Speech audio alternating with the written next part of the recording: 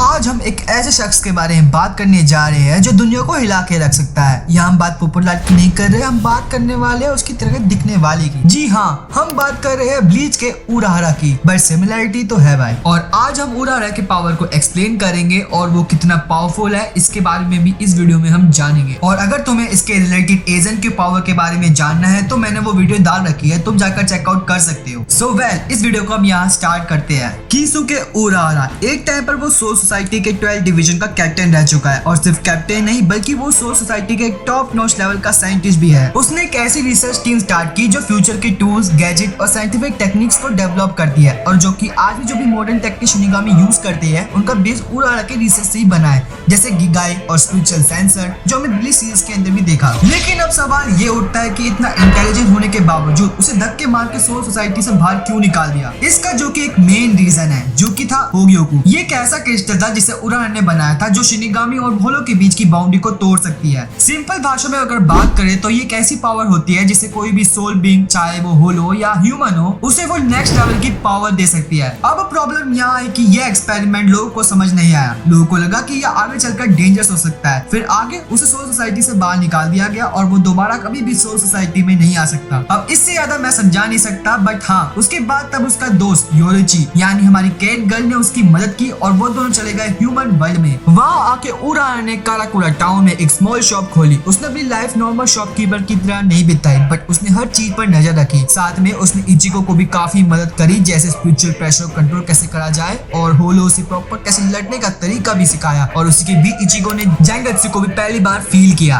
अब बढ़ते हैं उसके डायनामिक पावर के बारे में जो उसे और लोगों से भी ज्यादा पावरफुल बनाती है, जिसके लिए तुमने ये वीडियो क्लिक करा है। उराहरा की जेनपाक्टो का नाम है बेनहिमे, जो सील फॉर्म में एक वॉकिंग स्टिक यानी एक केन जैसी दिखने वाली ये छड़ी है, वो स्टिक जो हमेशा उसके हाथ में रहती है। लेकिन जैसे ही वो उसे एक्टिवेट करता है, बेनहिमे बन जाती है एक पावरफुल हथियार जिससे वो अलग अलग तरीके से यूज कर सकता है। जैसे किसुके अपनी सोर्स से रेड एनर्जी के ब्लास्ट शूट कर सकता है, उसी तरह जब एनिमे दूर हो या पास में हो तो ये ब्लास्ट उसको डायरेक्टली हिट करता है। साथ में कि ऐसी लंबी रेड वेव छोड़ता है जो कि पूरे एरिया को कट कर सकती है, जैसे इचिको का गेत्सुका टेंशो जैसा है वैसी, बट थोड़ा डिफरेंट फॉर्म में है। साथ ही में डिफेंस में भी काफी काम आती है, जैसे कोई स्पाइडर ने अपना जाल बनाया उसी तरह से ये भी ऐसा एक जाल बनाती है जिससे उसका दुश्मन कोई सा भी अटैक करे उस पर वो उसे आराम से रोक सकती है। बेनहिमे जो कि कोई सिंपल छड़ी नहीं है, ये काफी काम की है और काफी खतरनाक भी है, जो कि काफी है बंदे को आराम से टिकाने के लिए, चाहे अटैक हो या डिफेंस की बात क्यों ना हो। ये तो सिर्फ इसकी एक पावर का 1% था, क्योंकि अभी इसकी बंकाई वो तो भाई बाकी है। नेक्स्ट में हम बात करते हैं जो कि है कीड़ो। कीड़ो एक तरह से एक मैजिक होता है जो ब्लीच की दुनिया में ये फाइटर्स लोग यूज करते हैं। कीसुके जो कि इन कीड़ों में काफी ज्यादा एक्सपर्ट है। उससे पहले जो कि मैं बता दूं, कीड़ो 3 टाइप के होते हैं। पहले में है हाडो, ये स्पेल अटैक करने का काम करता है। दूसरा में है बाकुडो, ये स्पेल डिफेंस में काम करता है, जैसे शील्ड जैसे कुछ टाइप। तीसरे में है काइडो, या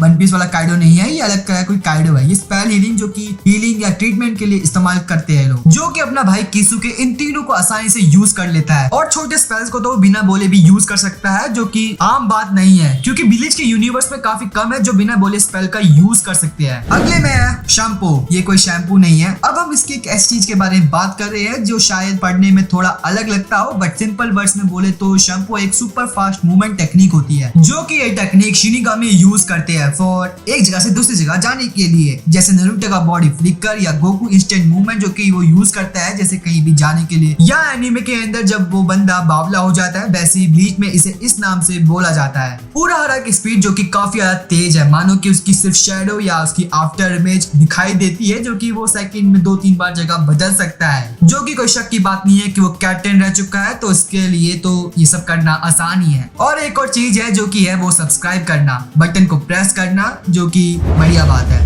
स्पिरिचुअल प्रेशर, किसुके उराहरा का एक ऐसा कैरेक्टर है जिसके पास इतना ज्यादा स्पिरिचुअल पावर है कि इवन पावरफुल विलन उसके सामने लड़ने से डरते भी है। अपनी फाइट ज्यादातर वो यूजुअली सिर्फ शिकाई फॉर्म में ही जीत लेता है, और जब शुरुआत करता है तो बंकाई का इस्तेमाल कर लेता है, लेकिन वो बंकाई का इस्तेमाल काफी ज्यादा कम करता है। उसका स्पिरिचुअल प्रेशर इतना ज्यादा इंटेंस है कि एनिमी को लगता है कि लिटरली वो दब रहा हो। उसके आसपास जो कि इतनी एनर्जी होती है कि वो बार बार हाई लेवल के अटैक भी कर सकता है, वो भी बिना किसी थके। Urahara unlike the other powerful soul reaper वो भी अपने स्पिरिचुअल प्रेशर को परफेक्टली कंट्रोल कर सकता है। ये कंट्रोल इस बात का प्रूफ है कि उसकी पावर सिर्फ फिजिकल लेवल पे नहीं बल्कि मेंटली लेवल पे भी काफी ज्यादा है। वो अपने रियत्सु, हाँ रियत्सु वही स्पिरिचुअल प्रेशर को कहा जाता है जो कि छुपा भी सकता है और एकदम से वो रिलीज भी कर सकता है। लेकिन जैसे मैंने एजन वाली वीडियो में बताया था कि जब उराहारा सीरियस होता है तो उसका रियत्सु एक शॉक वेव की तरह फैलता है, जैसे कि मानो कि अर्थक्वेक आ गया हो, जो कि इसके दुश्मन को अगर थोड़ा कमजोर होगा तो वो सीधा हवा में ही उड़ जाता है या फिर वो जमीन पे गिर पड़ता है। और ये कोई आम पावर नहीं है, ये बेसिकली काफी कम लोगों के पास होता है, जो कि उराहारा उनमें से एक है। Genius mind.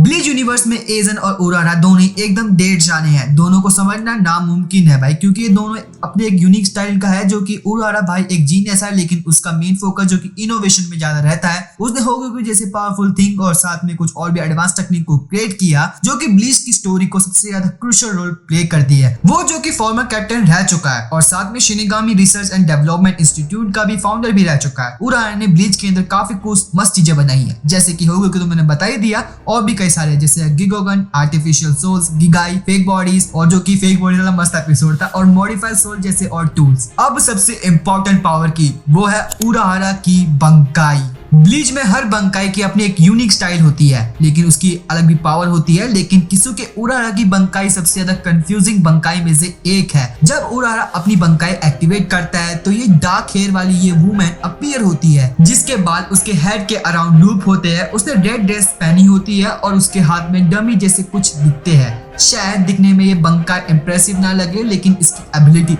मुझे इंप्रेसिव लगे। पूरे डिस्ट्रक्शन और रिकंस्ट्रक्शन के आपस घूमती है, जो कि ब्लीच के मोस्ट ओवरपावर्ड बंकाई में से एक बनाती है इसको। मतलब इसकी मेन एबिलिटी ये है कि जो भी चीज इसके रेंज में आती है वो उसको फिजिकली रिस्ट्रक्चर कर सकती है। यानी इसका मतलब यह है कि उराहारा किसी भी ऑब्जेक्ट या बॉडी पार्ट या इवन एनवायरनमेंट को दोबारा से डिजाइन कर सकता है, चाहे ऑफेंस हो, डिफेंस हो या फिर हीलिंग क्यों ना हो। ब्लीच के फैंस को पता होगा कि उराहारा अपनी बंकाई ज्यादा इस्तेमाल नहीं करता, बहुत ज्यादा रेयरली इस्तेमाल करता है, क्योंकि ये बंकाई सिर्फ तभी काम करता है जब पूरी सिचुएशन उसके कंट्रोल में हो। प्लस उसकी ये बंकाई सिर्फ एरिया लिमिटेड है, तो वो तभी यूज करेगा जब फाइट एक कंटेंट स्पेस में हो या फिर उसके दुश्मन पास में हो। बट इसका जो बंकाई का सीन है जो कि काफी अमेजिंग है, देखने में ऐसा लगता है कि जैसे कोई हॉट लेडी उसके पीछे से आ रही है, और काफी बेहतरीन सीन में से एक बनाता है। और ये बंकाई सिर्फ काफी अमेजिंग ही नहीं बल्कि पावरफुल भी है। तो यहाँ इस वीडियो को हम एंड करते हैं, और अगर तुम्हें ये वीडियो पसंद आई तो लाइक, सब्सक्राइब, और अगर आपको इसके रिलेटेड और वीडियो चाहिए तो कमेंट में बता देना। और एक और चीज,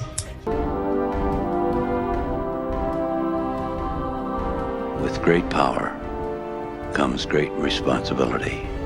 Remember that, Pete. Remember that.